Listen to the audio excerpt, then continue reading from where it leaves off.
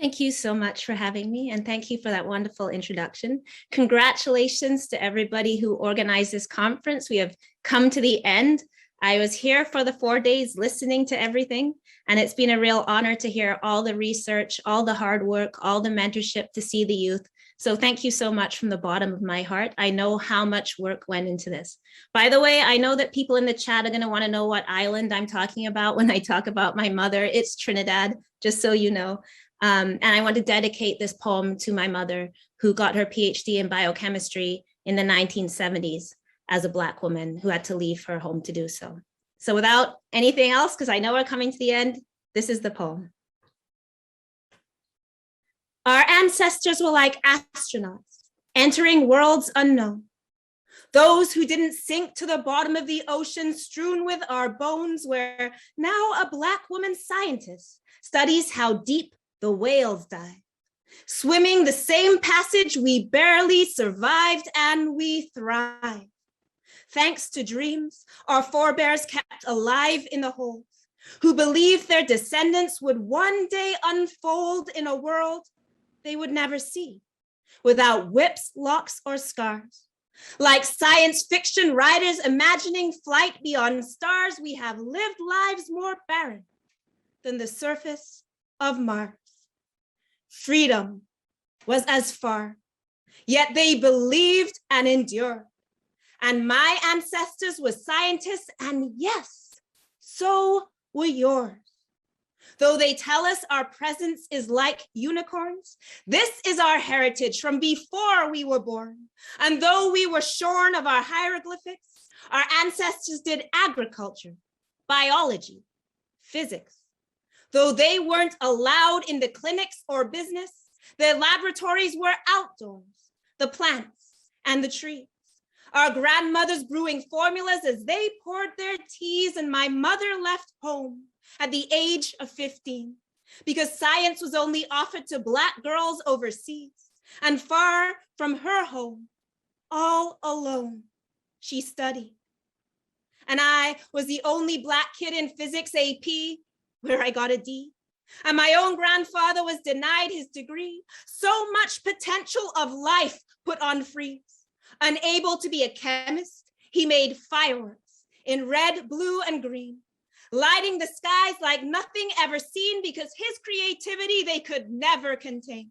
Like our ancestors nurtured cotton, sugar, and cane, the environment from then we knew how to sustain. The smallpox vaccine brought by people enslaved. Can you imagine? We researched in chains. And today, our Black scientists still carry the pain, the only isolated, no one who looks alike.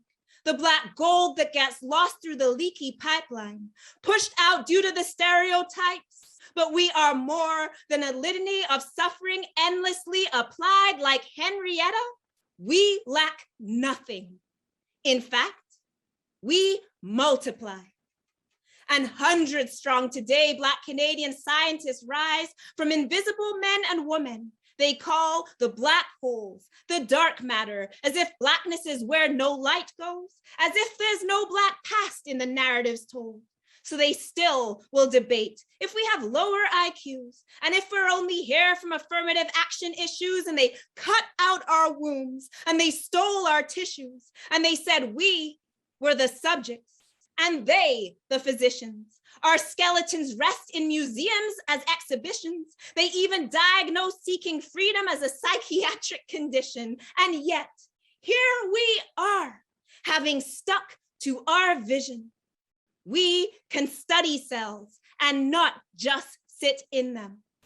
From being the experiments, now we study breast cancer conditions. From the tiniest organism to nuclear fission, robots who read, clinicians, statisticians, spiders and sexual cannibalism, and how groundnuts give us nutrition. And no, our dreams are no longer deferred.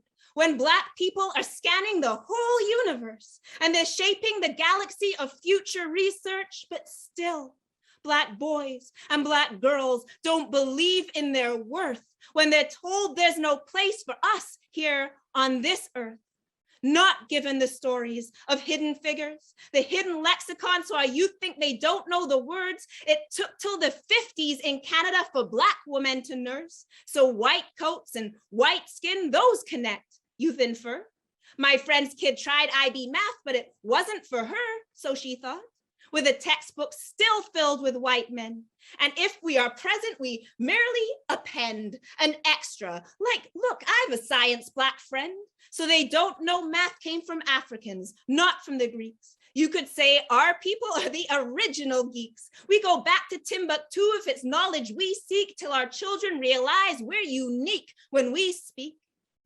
And I confess, some of your equations, sometimes my eyes glaze, but I'm so glad that you're here and you're paving the way, equipped with the armor to take up our space and building fugitive place where they see a Black face. Because science has never just been for the fair. Whether you're at Harvard or down in the square and you're thinking, I know that there's something out there. And those questions, if mentored, we know they will blossom and we will rise from confined at society's bottom. Engineers, doctors, biologists, no one can stop them. For we see the consequence when our people believe that science is not for them. Though Black virologists worked on the COVID vaccines, too many Black people remember Tuskegee and emergency rooms where there's no Black doctors to see, so they still doubt the STEM fields are given to we. But like Matthew Henson, our minds will explore to open up brilliant minds as we open the doors, just like our Black forebears did so before, and all of us today are here in their depth, and their Black excellence then is what we now reflect. We don't do it one by one, we reach back and collect until all Black scientists can bring their whole selves for new young Black scientists to walk where they step, to elevate, make visible, celebrate, and connect. Thank you, everybody. Thank you for having me. Have a good night.